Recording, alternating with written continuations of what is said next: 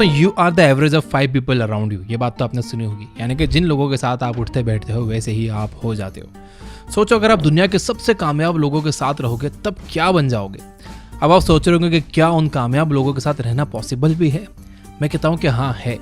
जितने लोग भी ये वीडियो देख रहे हैं वो सब के सब दुनिया के सबसे कामयाब लोगों के साथ रह सकते हैं। इसका सबसे आसान तरीका, जो कि ज़्यादातर लोग नहीं करते, वो ये है कि आपको उन कामयाब लोगों की किताबें पढ़नी चाहिए। अमेज़न के फाउंडर जेफ बेजोस ने 21 सालों तक अपने शेयर होल्डर्स को लेटर लिखे और उन लेटर्स पर स्टीव एंडरसन ने एक किताब लिख दी, द बेजोस लेटर्स के नाम से। अब अगर हमें बेजोस से ये सीखना है कि उनकी लाइफ और बिजनेस में उनसे क्या गलतियां हुई थी और उन्होंने उन गलतियों के क्या स्मार्ट सॉल्यूशंस निकाले, तो आपको द बेजोस लेटर किताब जरूर पढ़नी चाहिए। और ये वीडियो इसी अमेजिंग बुक पर है। इससे हमें पता चलेगा कि बेजोस सोचते कैसे हैं, बिजनेस की प्रॉब्लम्स को स्मार्टली सॉल्व कैसे किया जाता है। अगर आप कोई बिजनेस रन नहीं भी करते हो तो भी ये वीडियो जरूर देखो, क्योंकि इसमें बताए गए प्रिंसिपल्स बिजनेस के साथ साथ पर्सनल लाइफ में भी अप्लाई किए जा सकते हैं। आप चाहे ऑनलाइन या ऑफलाइन बिजनेस करते हो, इस वीडियो के बाद आप अपने बिजनेस को नेक्स्ट लेवल पर ले जा सकोगे इन इनक्रेडिबल प्रिंसिपल्स से, जिन्हें जेफ बेजोस अपने शुरुआती दिनों से यूज करते आ रहे हैं, जिसकी वजह से सिर्फ 2023 में ही अमेज़न ने $574 बिलियन का रेवेन्यू किया था, जो कि हर साल 10% से बढ़ रहा है। ये नंबर कितना बड़ा है इसका अंदाजा आप इस बात से लगा सकते हो कि इंडिया के 4 दिग्गज ग्रुप अडानी, अंबानी, टाटा और बिरला ग्रुप के कंबाइंड रेवेन्यू से भी ये ज्यादा है। तो चलिए शुरू करते हैं। Number 1, giving low fade and taking high time with customers. देखो, फेड और टाइम कॉन्सेप्ट सुनकर डरो मत। आगे इस कॉन्सेप्ट को मैं एग्जांपल्स के साथ समझाऊंगा। पहले आप ये कोड को सुनो, giving is receiving end taking is losing. ये कोड बताता है कि किसी को देने से ही यूनिवर्स आपको और देता है और लेने से यूनिवर्स आपसे सूद समेत वापस लेता है। कुछ सेंचुरीज पहले ज्यादातर इंडियंस के बिलीफ्स ऐसे ही हुआ करते थे। उनका मानना था कि जितना दो उतना ज्यादा वापस मिलता है। उनके इसे गिविंग एटीट्यूड की वजह से भारत पहले एक सोने की चिड़िया हुआ करता था, लेकिन ब्रिटिश कॉलोनाइजेशन के दौरान ओवर टैक्सेस की वजह से इंडियंस फोर्सली गिविंग से टेकिंग पर्सनालिटी में बदल गए और इस पर्सनालिटी चेंज की वजह से आजादी के कई सालों बाद भी इंडिया थर्ड वर्ल्ड और डेवलपिंग कंट्रीज की लिस्ट से बाहर नहीं निकल पाया। लेकिन अब फिर से आज के Indian youth the power of giving का इंपॉर्टेंस समझ रहे हैं और इस एटीट्यूड शिफ्ट से इंडिया एक पावरफुल देश के रूप में आगे बढ़ रहा है। यहाँ तक कि इंडियन इकोनॉमी आज की तारीख में दुनिया की फास्टेस्ट ग्रोइंग इकोनॉमी बन चुकी है। देखो, गिविंग का मतलब सिर्फ पैसा देना नहीं है, बल्कि उन सभी चीज़ों से जिससे किसी की मुश्किल समय में मदद हो, जैसे कि an act of kindness, help, respect, motivation, genuine advice और भी बहुत कुछ। गिविंग के पावर को समझने के बाद अब आते हैं फेड पर। सबसे पहली बात, फेड का मतलब है फ्री, एक्स्ट्रा और डिस्काउंट। ये 3 चीजें ऐसी हैं जिन्हें सभी बिजनेसेस को बहुत सारे कस्टमर्स को अट्रैक्ट करने के लिए कुछ स्पेशल ओकेजन्स पर ऑफर करनी चाहिए, जैसे अमेज़न करता है। लेकिन ज्यादातर बिजनेस ओनर्स अपने फेड को कम रखते हैं, ये सोचते हुए कि ये घाटे का सौदा है, लेकिन वो ये नहीं समझते कि इससे कई कस्टमर्स को अट्रैक्ट किया जा सकता है और उनसे थोड़ा थोड़ा करके ज्यादा अर्न किया जा सकता है।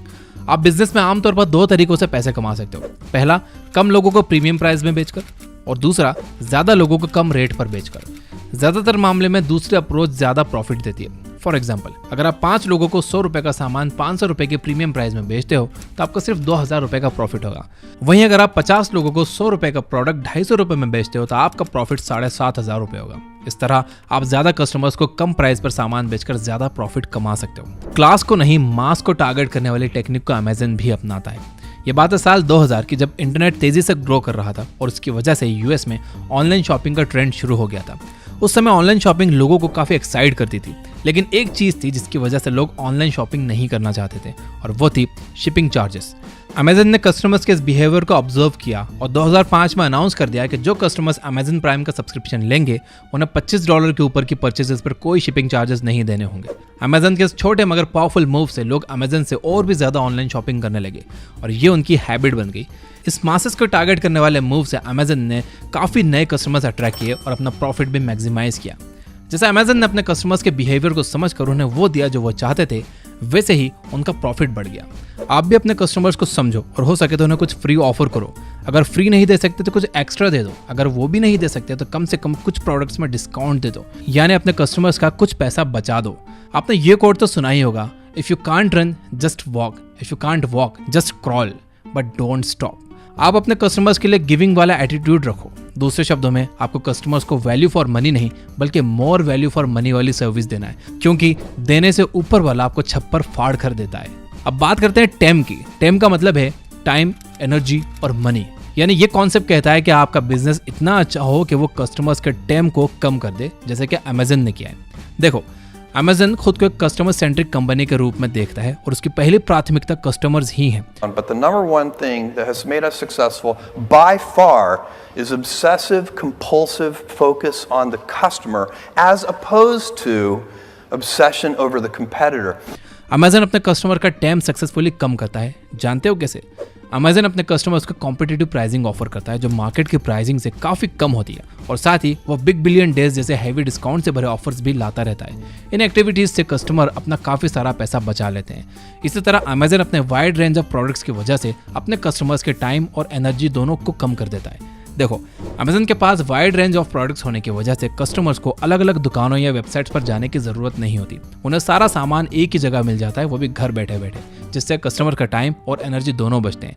आप भी अमेजन की तरह अपने कस्टमर का टाइम कम करने की कोशिश कर सकते हो, जैसे कि दशहरा, दिवाली, ईद और होली जैसे स्पेशल ओकेजन्स पर डिस्काउंट देकर उनका पैसा बचा सकते हो। इसी तरह वाइड रेंज ऑफ प्रोडक्ट्स रखकर खुद को वन स्टॉप शॉप बना सकते हो। उदाहरण के लिए, अगर आपका कोई कपड़े का स्टोर है तो उसमें kids, man and women's collection रख सकते हो, ताकि कस्टमर को आपकी पूरी फैमिली के लिए एक ही स्टोर में सब कुछ मिल जाए। तो मासेस को अट्रैक्ट करने के लिए बिजनेस में गिविंग एटीट्यूड रखो, यानी अपने फेट को हाई करो और इसके साथ साथ कस्टमर के टाइम को जितना हो सके उतना लो रखो। Number 2, complicating things for customers. देखो, आज शॉर्ट्स या रील्स देखने की आदतों की वजह से लोगों की अटेंशन पावर के साथ साथ अंडरस्टैंडिंग पावर यानी कि समझने की शक्ति भी कम हो रही है। आजकल लोगों को सब कुछ रेडीमेड चाहिए, जहां उन्हें दिमाग लगाने की ज़रूरत ना पड़े। इसीलिए इजी फॉर्मेट वाले फिल्म्स, थंबनेल्स और वीडियोस और एप्स धड़ल्ले से चल रहे हैं। लोगों के इस बिहेवियर शिफ्ट को देखते हुए हमने भी अपनी वीडियोस के थंबनेल्स को इजी टू अंडरस्टैंड फॉर्मेट में बनाना शुरू किया है। हमने तो ये हाल ही में शुरू किया है, लेकिन अमेजन ने ये बात कई साल पहले ही समझ ली थी और अपने प्रोडक्ट और सर्विसेज को इस बिहेवियर के अनुसार बनाना शुरू कर दिया था। फॉर एग्जाम्पल, अमेजन की फ्रस्ट्रेशन फ्री पैकेजिंग। असल में बात ये थी कि पहले क्रिसमस के समय मिलने वाले गिफ्ट कॉम्प्लेक्स पैकेजिंग बॉक्सेस में आया करते थे। उन्हें खोलने के लिए बच्चों को कैंची या चाकू की जरूरत होती थी। अमेजन ने अपने कस्टमर्स की फ्रस्ट्रेशन को पहचाना और आखिरकार फ्रस्ट्रेशन फ्री पैकेजिंग लॉन्च कर दी, जो आसानी से खोली जा सकती थी और रिसाइकिल भी की जा सकती थी। वैसे ही अमेजन ने अपने कस्टमर्स की एक और प्रॉब्लम नोटिस की। उसने देखा कि फिजिकल बुक्स को मैनेज करना और एक जगह से दूसरी जगह ले जाना एक फ्रस्ट्रेटिंग टास्क है। इस प्रॉब्लम को ध्यान में रखते हुए अमेजन ने किंडल डिवाइस लॉन्च किया, जो एक तरह की डिजिटल लाइब्रेरी थी जिसमें पढ़ने के लिए लाखों बुक्स उपलब्ध थी, वो भी कस्टमर्स के फिंगरप्रिंट पर। किंडल ने बुक लवर्स के रीडिंग एक्सपीरियंस को बढ़ाया और उन्हें फिजिकल बुक्स को मेंटेन करने की झंझट से मुक्त कर दिया। अमेजन यही नहीं रुका, उसने लोगों की लाइफ को आसान बनाने के लिए एलेक्सा जैसे स्मार्ट डिवाइस लॉन्च की। एलेक्सा लोगों की डेली लाइफ एक्टिविटीज जैसे कि इंपॉर्टेंट रिमाइंडर सेट करने, म्यूजिक चलाने और कुछ स्मार्ट होम डिवाइसेस को कंट्रोल करने में मदद करती है और उनकी लाइफ को आसान बनाती है, जिससे वो अपना पूरा ध्यान इंपॉर्टेंट कामों पर रख सकते हैं। इससे पता चलता है कि अमेजन कितना डेडिकेटेड है मॉडर्न टेक्नोलॉजी को सिंप्लीफाई करके आम लोगों तक पहुंचाने में। उनका डेडिकेशन केवल एलेक्सा में ही नहीं बल्कि गो टू स्टोर में भी दिखता है। गो टू स्टोर एक मॉडर्न टेक्नोलॉजी से लेस स्टोर है जो कस्टमर्स को जस्ट वॉक शॉपिंग एक्सपीरियंस का आनंद देता है। जस्ट वॉक का मतलब है कि आप स्टोर में जाओ, जो प्रोडक्ट चाहिए उसे कार्ट में डालो और पेमेंट करने की लाइन में समय बर्बाद किए बिना घर पर वापस आ जाओ। आप हैरान हो गए होंगे, सोच रहे होंगे कि क्या अमेजन मुफ्त में सामान दे रहा है। ऐसा कुछ नहीं है। असल में जैसे ही आप प्रोडक्ट को कार्ट में डालोगे वैसे ही वो प्रोडक्ट स्कैन हो जाएगा और टोटल बिल की राशि आपके बैंक अकाउंट से कट जाएगी। बात यहीं खत्म नहीं होती। आजकल अमेजन अपने कस्टमर्स को एलेक्सा स्किल ब्लूप्रिंट भी उपलब्ध करा रहा है, ताकि कस्टमर्स अपनी ज़रूरतों के अनुसार एलेक्सा के स्किल्स को कस्टमाइज कर सकें। और इसके लिए उन्हें कोई टेक्निकल स्किल की ज़रूरत नहीं है, उन्हें बस fill in the blanks template भरनी है और उनकी कस्टमाइज एलेक्सा तैयार हो जाएगी। तो देखा आपने कैसे अमेजन ने कस्टमर्स की फ्रस्ट्रेशन को फील गुड एक्सपीरियंस में बदल दिया। उसने पैकेजिंग से लेकर पढ़ाई तक के एक्सपीरियंस को स्मूथ बनाया और डेली लाइफ एक्टिविटीज को भी सिंप्लीफाई कर दिया। अमेजन की तरह आप भी अपने कस्टमर्स की फ्रस्ट्रेशन को समझो और उसे सिंप्लीफाई करके उनका जीवन आसान बनाओ, जैसे कि ओयो के फाउंडर रितेश अग्रवाल ने किया। कुछ साल पहले मिडिल क्लास लोगों के लिए एक अच्छा होटल रूम बुक करना एक फ्रस्ट्रेटिंग टास्क था। इस कस्टमर बिहेवियर को समझकर रितेश ने ओयो लॉन्च किया, जो उनके कस्टमर्स की फ्रस्ट्रेशन को दूर करने के साथ साथ उन्हें आसानी से अफोर्डेबल प्राइसेस पर होटल रूम बुक करने में मदद करती है। ओयो ऐप में कस्टमर सिर्फ 3 आसान स्टेप में रूम बुक कर सकते हैं। वो कुछ ऐसे हैं: सर्च, बुक एंड पे। आप भी इस ओयो स्ट्रेटेजी को अपना ऑनलाइन बिजनेस में इस्तेमाल कर सकते हो। लेकिन अगर आपका बिजनेस अमेजन और ओयो की तरह ऑनलाइन ना होकर ऑफलाइन हो तो इससे कोई फर्क नहीं पड़ता। फिर भी मैं आपको एक ऑफलाइन बिजनेस का उदाहरण देना चाहता हूँ जिसने कस्टमर की फ्रस्ट्रेशन को समझा और उसे ठीक भी किया। क्या आपने आइकिया का नाम सुना है? नहीं सुना है तो मैं बताता हूँ कि आइकिया एक फर्नीचर बेचने वाला ब्रांड है। पहले के समय में लोगों को रेडीमेड फर्नीचर घर ले जाने और फिर उसे एडजस्ट करने में काफी दिक्कतों का सामना करना पड़ता था। आइकिया ने कस्टमर के इसी फ्रस्ट्रेशन को देखा और फिर फ्लैट पैक को इंट्रोड्यूस किया और पॉपुलराइज किया, जिसे पोर्टेबल फर्नीचर भी कहते हैं। इसके बाद लोगों को फर्नीचर ना ले जाने में कोई दिक्कत हुई और ना ही उसे फिट करने में। एक तरह से आइकिया ने अपने कस्टमर्स का जीवन आसान बना दिया है। इसी कॉन्सेप्ट को कॉपी करते हुए प्लास्टिक से लेकर स्टील की इंडस्ट्रीज भी पोर्टेबल होम एक्सेसरीज जैसे कि टेबल्स, चेयर्स और बहुत कुछ पोर्टेबल फॉर्मेट में बना रही हैं। आप भी इसी तरह अपने कस्टमर्स के पेन पॉइंट को समझो और अपने बिजनेस से उनकी जिंदगी को आसान करो, जैसे अमेजन, ओयो, आईके और तमाम ब्रांड्स कर रहे हैं। तो याद रखो, कॉम्प्लिकेशन से कंपेशन आता है और सिंप्लीफिकेशन से एम्प्लीफिकेशन आता है। Number 3, failing to prioritise business activities.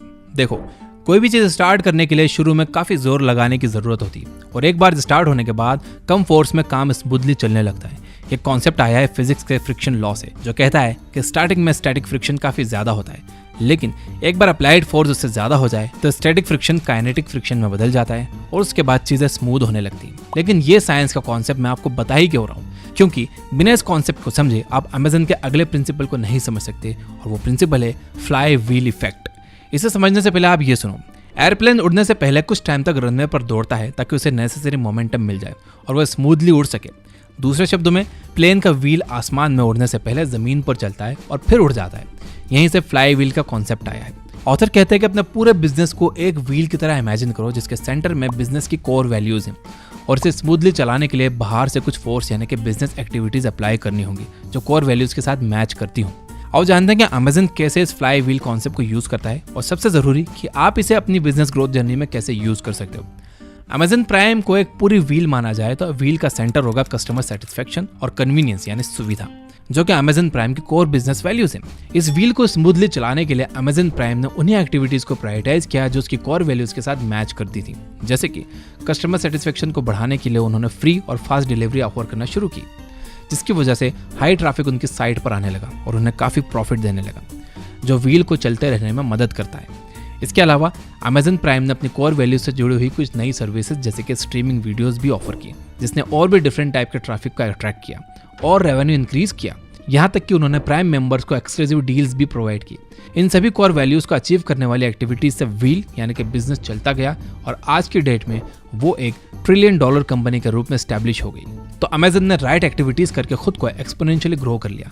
लेकिन आजकल बिजनेसेस उन 80% एक्टिविटीज पर फोकस करते हैं जो उन्हें 20% या उससे भी कम रिजल्ट देते हैं, और कुछ तो अपनी बिजनेस एक्टिविटीज को प्रायोरिटाइज ही नहीं करते, जिसकी वजह से उनका बिजनेस या तो लो प्रॉफिट करता है या फिर बंद होने की कगार पर पहुंच जाता है। तो आपको भी अपने बिजनेस की उन एक्टिविटीज पर फोकस करना चाहिए जो आपकी कोर वैल्यूज के साथ जुड़ी हो, जैसे कि अमेजन प्राइम करता है।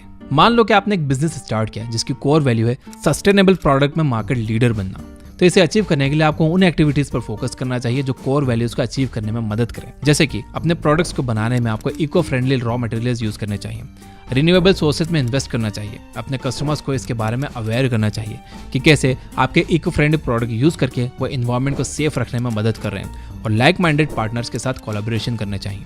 इन एक्टिविटीज से कोर वैल्यूज अचीव हो जाएंगी, जो है सस्टेनेबल मार्केट में लीडर बनना। सो आप फोकस्ड होकर बिजनेस वैल्यूज सेट करो और उन्हीं एक्टिविटीज को प्रायोरिटाइज करो जो आपके बिजनेस को फ्लाईव्हील इफेक्ट अचीव करने में हेल्प करते हैं। Number 4, chasing the trends. देखो, आज सब लोग ट्रेंड्स के पीछे हाथ धोकर पड़े हैं, जैसे कोई शेर हिरन के पीछे पड़ जाता है जिसे वो मार कर ही दम लेता है। फॉर एग्जाम्पल, अगर नए आईफोन का वर्जन रिलीज हो गया तो पुराना बेचकर लोग नया बाय कर रहे हैं। अभी मैंने रिसेंटली देखा कि मुंबई के BKC में एप्पल स्टोर के अंदर घुसने के लिए लोग पागलों की तरह भाग रहे थे। हजारों लोग बाहर लाइन लगा के भी खड़े थे। इंस्टाग्राम पर किसी भी टाइप के कपड़े ट्रेंड कर रहे हो तो उन्हें भी खरीद लेते हैं। आम लोगों में तो ये बात आम है, लेकिन ये सुनकर आप शॉक हो जाओगे कि बड़े बड़े बिजनेसमैन, एंटरप्रेन्योर्स और फिल्म मेकर्स भी इसका शिकार हो रहे हैं, जिसकी वजह से उन्हें बिजनेस में भारी लॉस हो रहा है। आज कोई टाइप का बिजनेस हिट हो जाए तो उसी तरह के 2-4 बिजनेसेस और खड़े हो जाते हैं। ये अलग बात है कि टफ टाइम में सिर्फ 1 या 2 ही सर्वाइव कर पाते हैं, बाकी सब या तो बर्बाद हो जाते हैं या फिर लॉस में बिक जाते हैं। इसीलिए तो अश्नीर ग्रोवर भी कहते हैं कि आज एंटरप्रेन्योर सिर्फ अपनी लिंक्डइन प्रोफाइल पर फाउंडर लिखने के लिए स्टार्टअप कर रहे हैं, भले ही उन्हें बिजनेस का बी तक ना आता हो। बिजनेसमैन और एंटरप्रेन्योर्स की तरह ही फिल्म इंडस्ट्री के दिग्गज लोग भी इससे बच नहीं पाए हैं। करण जौहर इसका बेस्ट एग्जाम्पल है।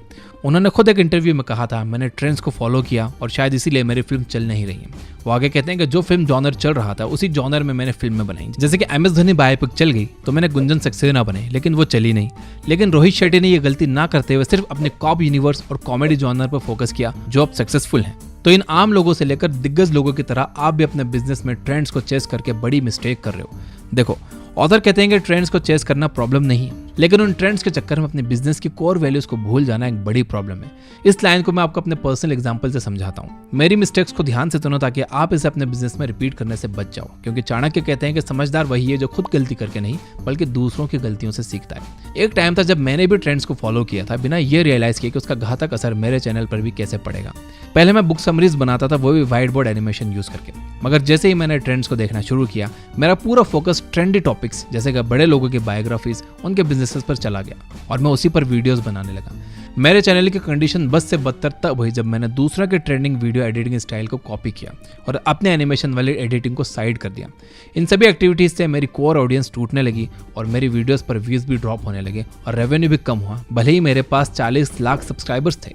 देखो, आज YouTube सिर्फ एक चैनल नहीं रहा है बल्कि एक बिजनेस बन चुका है जिस पर फुल टाइम काम करना पड़ता है। काफी लॉसेस और इस बुक को पढ़ने के बाद मुझे जल्दी रियलाइज हो गया कि मैं अपने YouTube बिजनेस में डे 1 प्रिंसिपल फॉलो नहीं कर रहा था।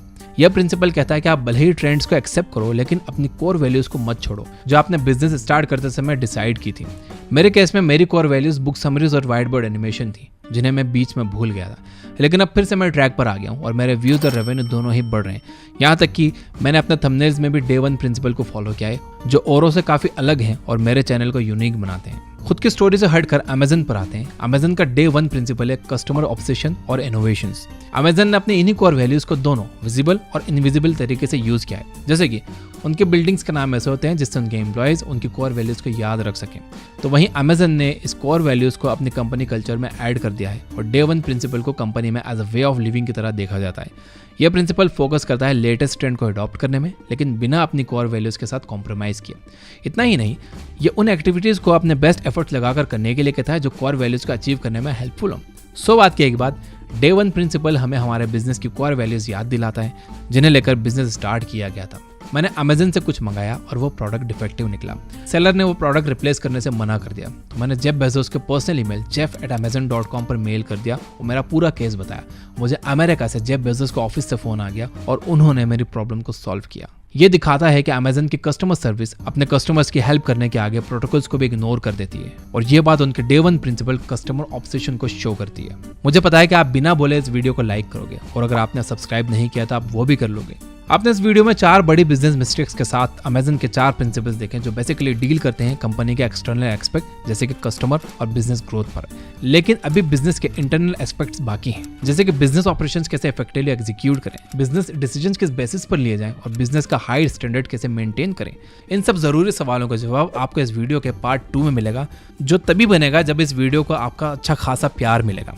तब तक आप अपने दिमाग के बारे में समझ लो कि वो कैसे काम करता है, ताकि अपने बिजनेस ग्रोथ में आपका दिमाग आपका दोस्त बने, ना कि दुश्मन। तो राइट साइड वाली वीडियो पर आप क्लिक करके उसे देख सकते हो। यह बुक ऐप डाउनलोड कर लो जहां पर आप 400 से ज्यादा फ्री बुक समरी सुन सकते हो, वो भी हिंदी में बिना किसी एड्स के। Finally, you guys are amazing. Keep reading, keep learning, keep growing. Thank you for watching.